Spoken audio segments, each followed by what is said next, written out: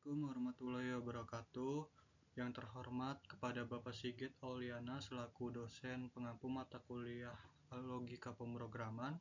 Pada kesempatan kali ini, saya Harus Syafriadi dengan NIM 160123000204 dari kelas 2 ATKI ingin mempresentasikan hasil tugas saya yang berjudul penerapan atau penggunaan algoritma. Di kesempatan kali ini ada beberapa poin, yaitu yang pertama, pengertian algoritma. Jadi, algoritma adalah urutan langkah-langkah logistik penyelesaian masalah yang disusun secara sistematis. Sedangkan menurut Kamus Besar Bahasa Indonesia, algoritma adalah urutan logistik pengambilan keputusan untuk pemecahan masalah. Kata logis merupakan kata kunci dalam sebuah algoritma. Langkah-langkah di dalam algoritma harus logis. Ini berarti hasil dari urutan langkah-langkah tersebut harus dapat ditentukan benar atau salah. Langkah-langkah yang tidak benar dapat memberikan hasil yang salah. Selanjutnya itu ada sejarah algoritma.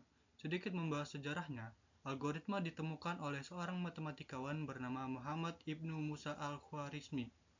Dalam dunia literatur barat, al-Khwarizmi lebih dikenal dengan julukan algoritm. Dari panggilan tersebut, akhirnya dipakai untuk menyebut konsep algoritma yang ia temukan. Algoritma sendiri adalah kata serapan dari bahasa Inggris, yaitu algorithm. Sebenarnya, kata algorithm tidak murni diserap dari bahasa Inggris, melainkan dari bahasa Arab yang artinya proses menghitung dengan angka Arab. Selanjutnya itu ada fungsi algoritma. Yang pertama yaitu membantu Anda memecahkan masalah tertentu dengan cara yang logis dan sistematis. Algoritma dapat digunakan lebih dari satu kali untuk menyelesaikan masalah yang sama. Dan yang kedua, algoritma juga dapat digunakan untuk membantu memecahkan masalah yang kompleks dengan lebih sederhana. Ketiga, bagi programmer, algoritma akan memudahkan mereka untuk melacak setiap kesalahan yang muncul. Yang keempat, bagi programmer, algoritma akan memudahkan mereka untuk melacak setiap kesalahan yang muncul. Yang kelima, memungkinkan pemrograman untuk dengan mudah memodifikasi program tanpa mengubah total algoritma dan tanpa harus mengulang dari awal. Dan yang terakhir, pemrograman hanya perlu melakukan perubahan pada waktu tertentu dan program dapat diperbarui untuk memperbaiki masalah yang muncul. Selanjutnya yaitu ada jenis-jenis algoritma. Di jenis-jenis algoritma ini itu dibagi menjadi 5. Yang pertama yaitu algoritma rekursif. Algoritma rekursif adalah jenis algoritma yang akan melakukan perulangan sendiri hingga masalahnya terpecahkan. Selain itu, algoritma akan memanggil dirinya sendiri berulang kali hingga masalahnya terpecahkan. Yang kedua, algoritma divide and conquer. Algoritma divide and conquer merupakan salah satu jenis algoritma yang membagi suatu masalah menjadi beberapa bagian. Langkah-langkah algoritma membagi dan menaklukkan antara lain membagi masalah menjadi bagian-bagian yang sama dan kemudian mencari solusi utama setelah diperoleh solusi untuk subbagiannya. Yang ketiga, algoritma dynamic programming.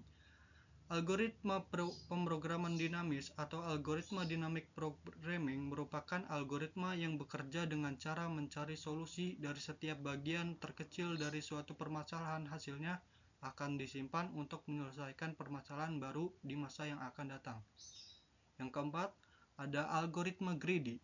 Algoritma greedy merupakan algoritma yang digunakan untuk mencari permasalahan optimasi.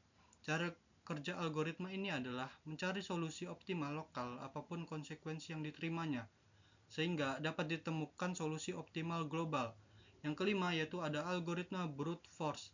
Algoritma brute force ini merupakan jenis algoritma dengan konsep yang paling sederhana. Algoritma ini menggunakan literasi dari setiap solusi yang ditemukan untuk menemukan solusi yang paling sesuai dengan permasalahan yang ada. Kemudian ada cara kerja algoritma. Yang pertama ada input. Di input ini, algoritma mengambil data masukan yang bisa berupa berbagai format seperti angka, teks, atau gambar. Yang kedua, proses.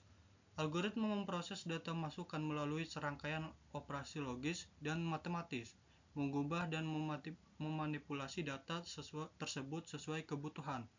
Ketiga, output. Setelah pemrosesan selesai, algoritma menghasilkan output yang bisa berupa hasil dari perhitungan, keputusan, atau informasi yang signifikan. Yang keempat yaitu ada efisiensi. Salah satu aspek utama dalam pembuatan algoritma adalah efisiensinya yang bertujuan untuk menyelesaikan tugas dengan cepat dan dengan menggunakan sumber daya sesedikit mungkin. Yang kelima, optimasi. Perancang algoritma terus mencari cara untuk mengoptimalkan algoritma mereka, sehingga algoritma menjadi lebih cepat dan lebih dapat diandalkan. Yang keenam yaitu ada implementasi. Algoritma diimplementasikan dalam berbagai bahasa pemrograman, memungkinkan komputer untuk menjalankannya dan menghasilkan hasil yang sesuai dengan diharapkan. Yaitu selanjutnya ada contoh penerapan algoritma. Yang pertama ada algoritma mengambil uang tunai di mesin ATM.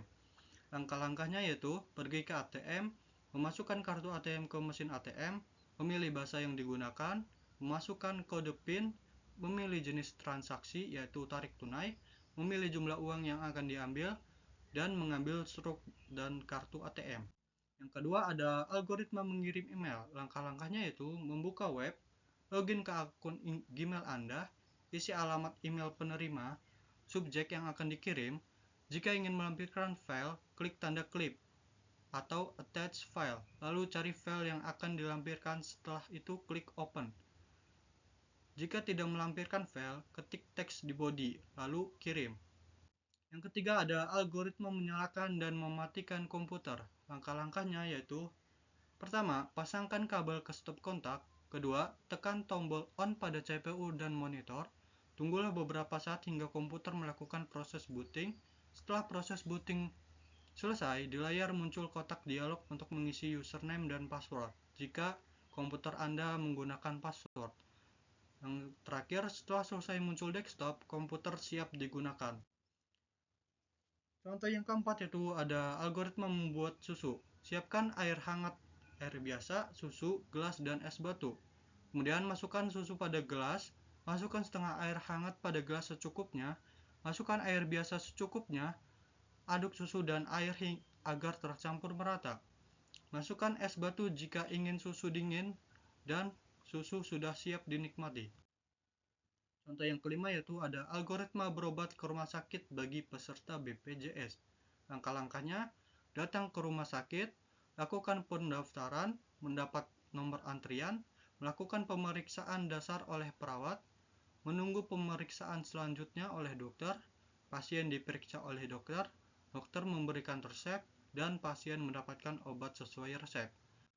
Dan contoh yang terakhir yaitu ada algoritma menulis pesan. Langkah-langkahnya yaitu ambil handphone, buka aplikasi pesan, tulis pesan singkat, pilih nomor handphone tujuan, kirim pesan singkat, handphone menampilkan notifikasi pesan terkirim.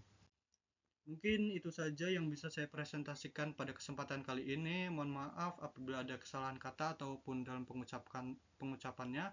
Billahi taufik wal hidayah. Wassalamualaikum warahmatullahi wabarakatuh.